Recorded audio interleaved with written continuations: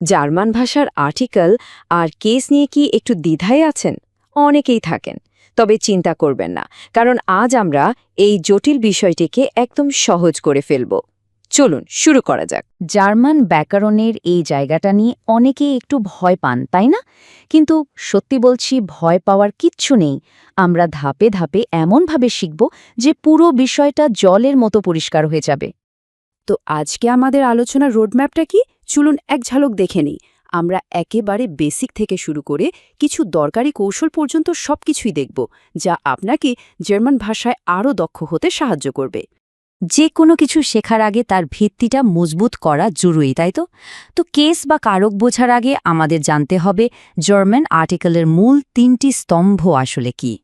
মানে এই তিনটা জিনিস, লিঙ্গ, বচন আর কারক, এরা একসঙ্গে কাজ করে ঠিক করে দেয় যে কোন আর্টিকেলটা ব্যবহার করতে হবে।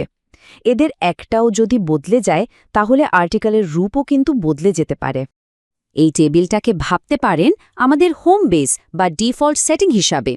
এটা হলো আর্টিকেলের একদম সাধারণ রূপ, যখন একটা নাউন বাক্যের কর্তা বা সাবজেক্ট হিসাবে কাজ করে। কোনো ধরনের পরিবর্তন হওয়ার আগে আর্টিকেলগুলো ঠিক এই রকমই দেখতে হয়।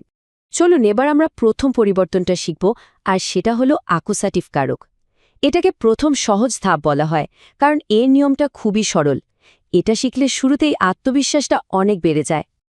আরও সহজ করে যদি বলি, বাক্যের কর্তা যে কাজটা করছে, সেই কাজের প্রভাব সরাসরি যার ওপর গিয়ে পড়ছে, সেটাই হলো অ্যাকুজেটিভ। যেমন ধরুন, আমি একটি আপেল খাই। এখানে খাওয়ার কাজটা সরাসরি কার ওপর হচ্ছে? আপেলের ওপর। এই আপেলটাই হলো অ্যাকুজেটিভ।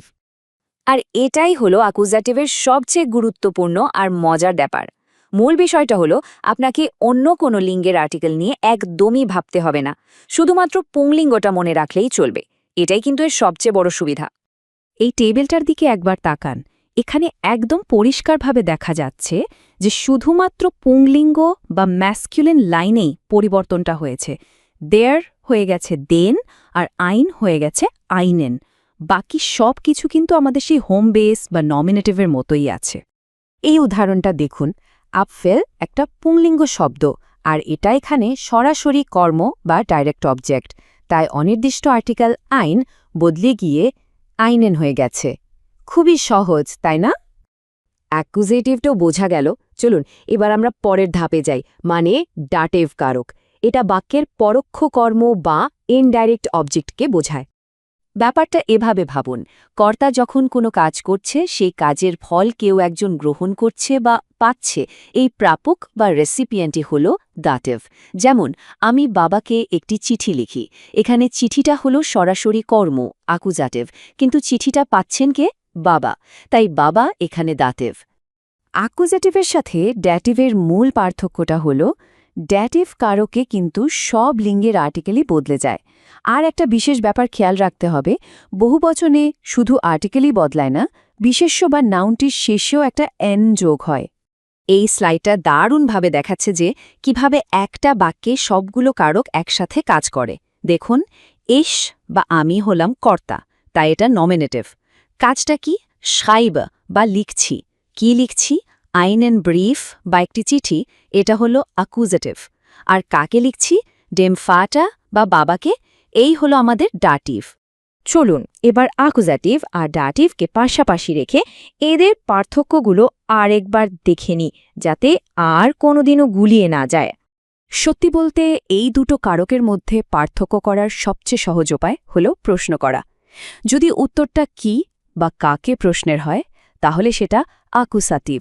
আর যদি উত্তরটা হয় কাকে দেওয়া হচ্ছে বা কার জন্য করা হচ্ছে, তাহলে সেটা ডাটিভ। এটাই হলো গোল্ডেন রুল। শুধু নিয়ম জানলেই তো হবে না, সেগুলো মনে রাখার জন্য কিছু কৌশলও জানা দরকার, তাই না? এই শেষ অংশে আমরা কিছু কার্যকরী টুলস নিয়ে আলোচনা করব, যা নিয়মগুলো মনে রাখতে আর ব্যবহার করতে অনেক সাহায্য করবে। আর্টিকেলের এতগুলো পরিবর্তন মনে রাখা একটু কঠিন হতে পারে। এই কারণেই অনেকেই রেজ, নেসে, মের, মিন, ম্যানের মতো একটা সহজ কৌশল বা মিমনিক ব্যবহার করে। শুনতে একটু অদ্ভুত লাগলেও চলুন দেখি এটা কিভাবে কাজ করে। আচ্ছা, এবার এই স্লাইডটার দিকে একটু ভালো করে তাকান। প্রতিটা আর্টিকেলের শেষ অক্ষরগুলো খেয়াল করুন। নমিনেটিভের জন্য RESE, অ্যাকুজেটিভের জন্য NESE আর ডাটিভের জন্য MRMN। দেখলেন তো, এটা মনে রাখার একটা দারুণ চিটশিট। এটাকে জার্মান শেখার একটা হ্যাক বলতে পারেন। এমন কিছু ভার্ব বা ক্রিয়াপদ আছে যেগুলো বাক্যে থাকলেই তাদের পরের নাউনটা সবসময় দাটিভ হবে। তখন আর এটা আকুসাটিভ হবে না দাটিভ তা নিয়ে একদমই ভাবতে হবে না। এখানে কিছু খুব সাধারণ ডাটিভ ভার্বস দেওয়া হলো, যেমন হেলফেন মানে সাহায্য করা। আমরা সবসময় কাউকে সাহায্য করি, তাই এর পরে ডাটিভ বসে। উদাহরণটা দেখুন, আই হেল্ফে দে লেগারেন। এখানে দি লেগারেন ডাটিভ হয়ে ডেয়ার লেগারিনে বদলে গেছে। তো নিয়ম আর কৌশল দুটোই এখন জানা।